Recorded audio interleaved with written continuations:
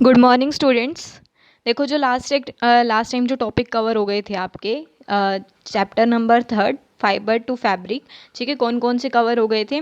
आपको ये सारे स्टेप्स मैंने बता दिए थे कि कैसे कैसे जो है जो फाइबर है उसको ऑब्टेन किया जाता है, कौन कौन से स्टेप्स होते हैं, शेयरिंग, ठीक है।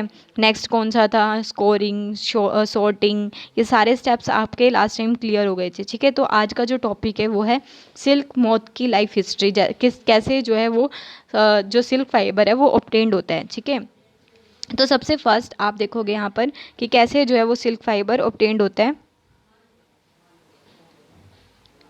आप देखो यहाँ पर कि कैसे जो है सिल्क फाइबर ऑब्टेन्ड होता है। सबसे पहले ऑक्यूपेशनल हज़ार, जो वूल इंडस्ट्री, जो वूल ऑब्टेन्ड होता है, वूल फाइबर जो ऑब्टेन्ड होता है कहाँ से, हमने लास्ट टाइम पढ़ा था ना, उसके कितने स्टेप्स होते हैं, कैसे वूल फाइबर ऑब्टेन्ड होता है। वूल फाइबर कहाँ से ऑब्टेन्ड हो रहा था, जो शीप हैं, भेड़ हैं, उनकी खाल को काट कर फिर उनके अंदर काफ़ी सारे स्टेप्स होते हैं वो कर और वूल फाइबर ऑब्टेन्ड होता है। लेकिन जो ये वूल फाइबर ऑब्टेन्ड होता है, इनसे क्या है, बहुत सारे ऑक्यूपेशनल हजार्ड भी हो सकते हैं, ठीक है। मतलब क्या है कि wool industry is an important means of livelihood for many people in our country, ठीक है। कि जो ऊन उद्योग है यानी कि वूल इंडस्ट्री है वो हमारे देश में अनेक व्यक्तियों के लिए लाइवलीहुड का काम करती है, मतलब ऑक्यूपेशन का काम करते हैं, ठीक है। ठीक है, ऑक्यूपेशन का, उनकी रोजी रोटी का काम करते हैं बहुत सारे लोगों के लिए हमारी कंट्री के अंदर। बट सोटस जो is risky as sometime they get infected by a bacterium.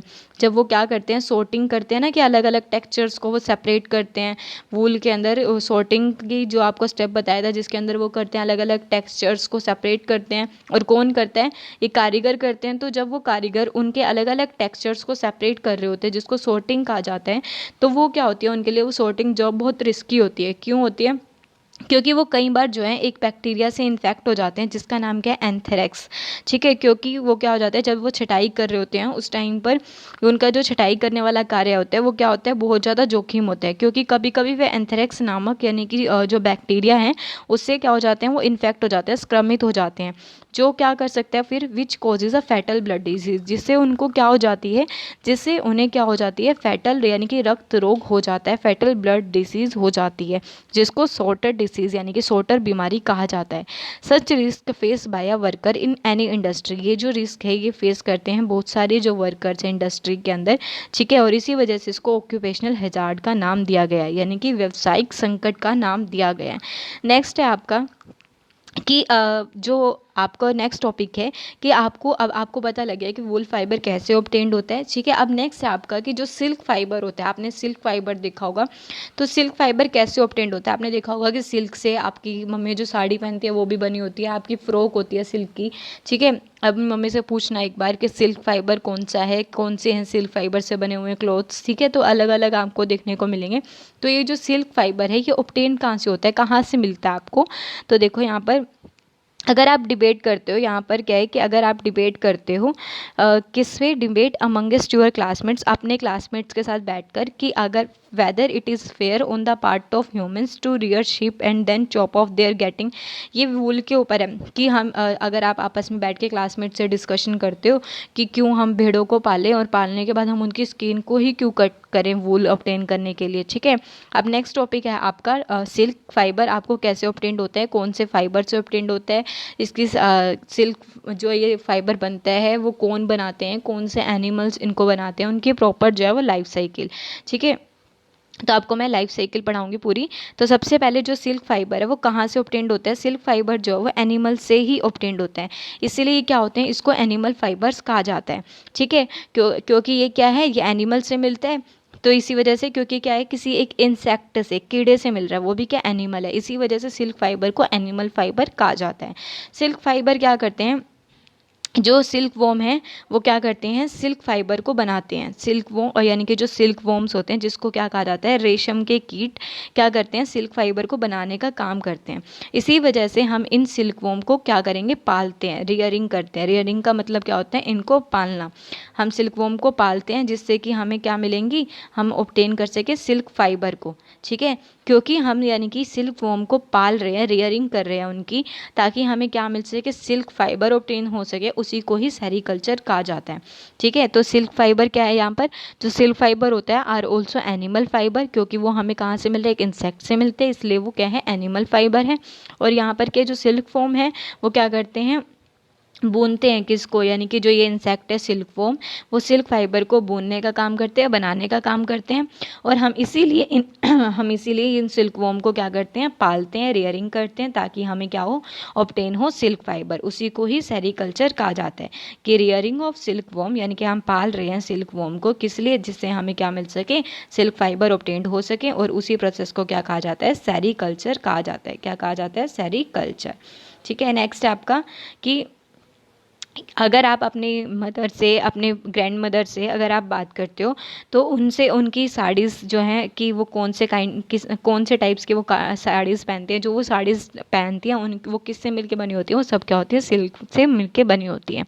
ठीक है। अब आपको सिल्क फाइबर कैसे ऑब्टेन्ड होते हैं, तो आपको सबसे पहले आपको लाइफ हिस्ट्री जो है सिल्क मोथ की पता होनी चाहिए। देखो यहाँ पर क्या है, ये क्या है, मेल और फीमेल, ये क्या है, सिल्क मोथ होते हैं। ठीक है, अडल्ट सिल्क मोथ। जो ये फीमेल है, आपको सिल्क मोथ फीमेल दिख रही है जो, वो क्या करती है, इसके ऊपर, इस पत्तियों के ऊपर, मलबेरी की लीव्स के ऊपर अंडे देती है। जब ये अपने अंडे देगी तो इस अंडे में से क्या निकलता है, लार्वा निकलता है। और वो लार्वा क्या बनता है आगे जाके, सिल्क वॉर्म बनता है। ठीक है। जो लार्वा निकलता है वो आगे जाके क्या बनता है, सिल्क वॉर्म बनता है। फिर सिल्क वॉर्म क्या करता है, अपने ऊपर धागों को लपेट लेता है, यानी कि कैसे वो बनाता है फॉर्म, तो उसको कुकुन बोलते हैं। ठीक है। फिर कुकुन के अंदर ही फर्दर इनके मोथ की यानी कि मोथ की फॉर्मेशन होती है। और ऐसे हमें जो है यहाँ से सिल्क फाइबर ऑब्टेन होता है। ये अपने ऊपर ये सिल्क वॉर्म क्या करता है, धागों को बुन लेता है, और वही कौन सा फाइबर होगा, सिल्क फाइबर होगा। और क्योंकि अपने ऊपर अपने आप को धागों से भून लेता है, उस कंडीशन को क्या कहा जाता है, कुकुन कहा जाता है। ठीक है।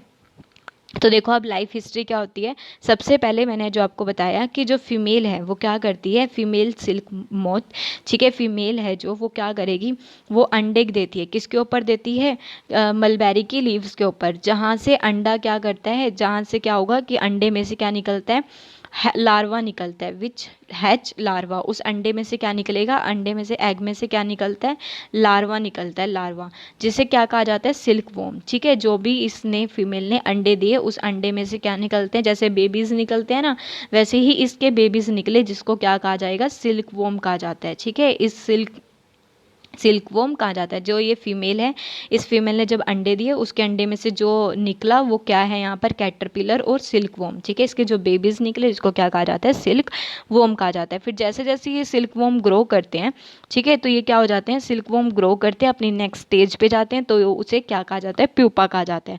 और प्यूपा की फॉर्मेशन कैसे होती है, वो भी अभी आपको बताती हूँ कि कैसे जो है वो प्यूपा की फॉर्मेशन होती है। ठीक है।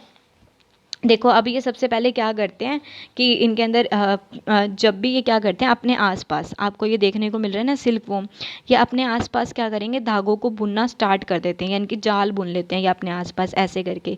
ठीक है। ये क्या है, आपका सिल्क वॉर्म। और सिल्क वॉर्म क्या कर रहा है, आपस अपने आसपास, ये आपको दिखने को मिल रहा है ना डायग्राम, ये सिल्क वॉर्म क्या करता है, अपने आसपास जो है वो धागों से जाल बुन लेता है।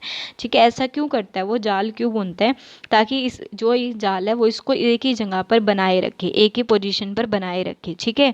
और ये कैसे बुनता है इस जाल को, जैसे ऐसे 8 होता है ना, 8, आप 8 ड्रॉ करते हो, वैसे ही ये अपने सिर को एक जगह से दूसरी जगह पर लेके जाता है, और अपने आसपास क्या कर लेता है, ये जाल ऐसे बुन लेता है। ठीक है। अपने सिर के एक सिरे से दूसरे सिरे तक ये लेके जाता है इसको। ठीक है। सिर की इस गति को ही, यानी कि इस जब भी ये ऐसे कर रहा होता है, जब ये जाल बुन रहा होता है, तो यहाँ पर क्या है, कैटरपिलर जो है वो रिलीज़ करते हैं कुछ प्रोटीन को। ठीक है। किसको रिलीज़ करते हैं, कुछ प्रोटीन को रिलीज़ करते हैं। ठीक है। पतले तार को, प्रोटीन को रिलीज़ करते हैं, जो बाद में सूख कर क्या बन जाता है, जब ये ऐसे कर रहे होते हैं, यहाँ पर जाल बुन रहे होते हैं, तो यहाँ पर ये क्या करते हैं, कुछ प्रोटीन को रिलीज़ कर रहे होते हैं साथ साथ। और ये प्रोटीन को रिलीज़ करते हैं, और इसी प्रोटीन को क्या कहा जाता है, ये प्रोटीन सूख जाता है हवा के कॉन्टेक्ट में आने से, और क्या बन जाता है, यहाँ पर ये सिल्क फाइबर बन जाता है। ठीक है। और ये सिल्क फाइबर से अपने आप को क्या करते हैं, ये जल्दी ही जो कैटरपिलर होते हैं स्वयं को क्या कर लेते हैं, पूरी तरह से इसी यानी कि सिल्क फाइबर से खुद को ढक लेते हैं, पूरी तरह से ढक लेते हैं, ये दिखेंगे भी नहीं। ठीक है। जब ये पूरी तरह से इसको ढक लेते हैं, यानी कि सिल्क फाइबर से अपने आप को ढक लेते हैं, उसी को क्या कहा जाता है, कुकुन कहा जाता है। उसको क्या कहा जाता है, कुकुन कहा जाता है।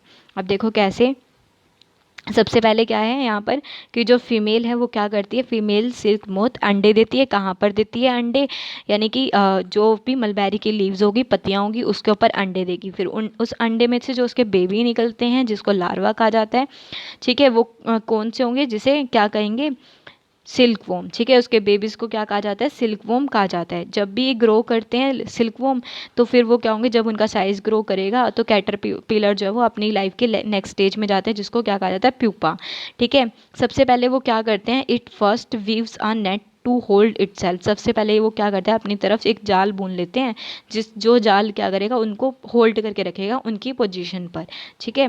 उसके बाद then it swings it heads from side to side in the form of figure of 8। उसके बाद ये क्या करते हैं कि यानी कि 8 के रूप में, यानी कि जो 8 संख्या के रूप में वो अपने सिर को एक सिरे से दूसरे सिरे तक ले जाते हैं, ठीक है। अपने सिर को क्या करेंगे, एक सिरे से दूसरे सिरे तक ले जाते हैं, ऐसे करते हैं वो, ठीक है। उस टाइम पर जब ये एक सिरे से दूसरे सिरे पर अपने आप को लेके जा रहे होते हैं, तो उस टाइम पे वो कुछ प्रोटीन को रिलीज़ कर रहे होते हैं, सिक्रीट कर रहे होते हैं, और उसी प्रोटीन को क्या कहा जाता है, यहाँ पर देखो जो कैटरपिलर है उसी टाइम पर क्या कर रहे हैं, सिक्रीट कर रहे हैं फाइबर को। फाइबर जो किससे मिलके बना होता है, प्रोटीन से मिलके बना होता है, ठीक है। जो कि जब जब भी उसको हवा में कांटेक्ट में आएगा तो वो क्या हो जाता है, सिल्क फाइबर बन जाता है। जब भी वो क्या कर रहे हैं, ऐसे जो फाइबर रिलीज़ कर रहे हैं जो प्रोटीन से मिलके बना हुआ है, तो वो बाद में जब हवा के कांटेक्ट में आता है तो वो क्या हो जाता है, हार्ड होकर सिल्क फाइबर बन जाता है, ठीक है।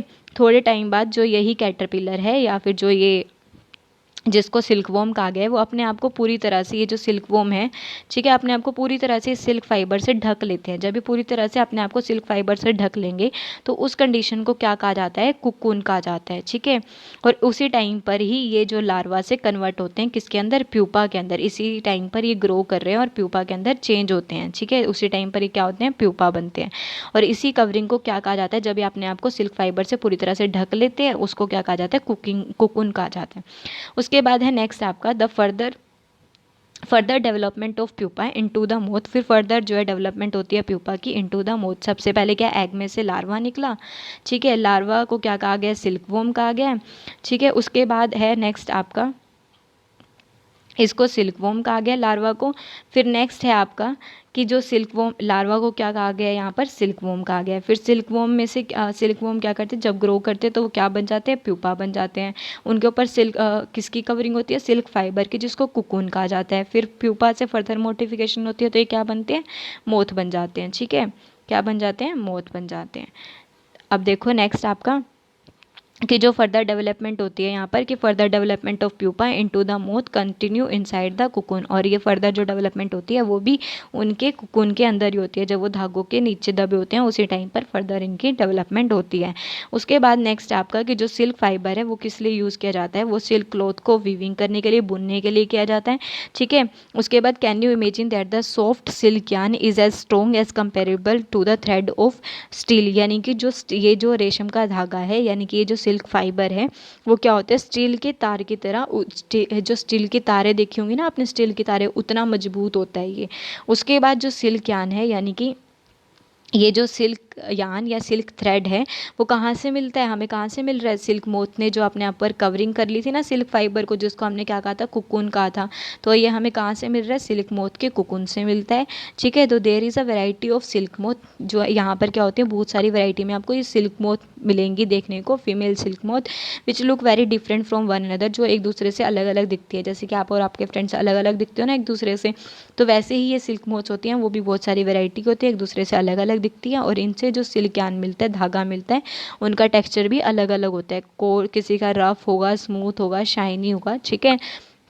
10 तासर सिल्क, मूंगा सिल्क और कोसा सिल्क जो होते हैं वो ऑब्टेन कहाँ से होते हैं, ये कहाँ से ऑब्टेन होते हैं, obtain from the cocoon spun by different types of moths, ठीक है। तो ये कहाँ से ऑब्टेन होते हैं, नेक्स्ट आपका ये बताया गया है कि जो ये जो टेक्सचर्स हैं अलग अलग, तासर सिल्क, ठीक है, जिसके अंदर कौन सी हैं, तासर सिल्क है, मूंगा सिल्क है, कोसा सिल्क है, ये सारे ऑब्टेन्ड होते हैं ये डिफरेंट डिफरेंट टाइप की मोथ्स से, ठीक है। उसके बाद द मोस्ट कॉमन जो सिल्क मोथ है वो है मलबेरी सिल्क मोथ, जो कि मलबेरी की लीव्स पर अंडे देती है, ठीक है। तो सिल्क फाइबर जो कि इस मलबेरी की सिल्क मोथ से जो फाइबर मिलता है वो कैसा होता है, बहुत सॉफ्ट होता है, शाइनी होता है और इलास्टिक होता है, ठीक है। उसके बाद जो है इलास्टिक होता है और इसको आप क्या कर सकते हो, डाई कर सकते हो ब्यूटीफुल कलर्स के अंदर। और आपका लास्ट पॉइंट है सेरीकल्चर और culture of silk worms is a very old occupation, यानी कि सिल्क वॉर्म से जो ये इंसेक्ट है, इंसेक्ट से क्या करना, सिल्क फाइबर को ऑब्टेन करना, ठीक है, सिल्क फाइबर को ऑब्टेन करना। और ये इस प्रोसेस को क्या बोलते हैं हम, सेरीकल्चर, और यही जो सेरीकल्चर की टेक्निक है वो बहुत पुराने टाइम से यूज़ की जा रही है, ठीक है। बहुत पुराने टाइम से ये बहुत पुराना ऑक्यूपेशन है इंडिया के अंदर, और इससे जो है बहुत ज़्यादा कमर्शियल स्केल पर सिल्क फाइबर को प्रोड्यूस किया जाता है, ठीक है। तो आपका आज का जो टॉपिक था वो कवर हो चुका है। Thank you.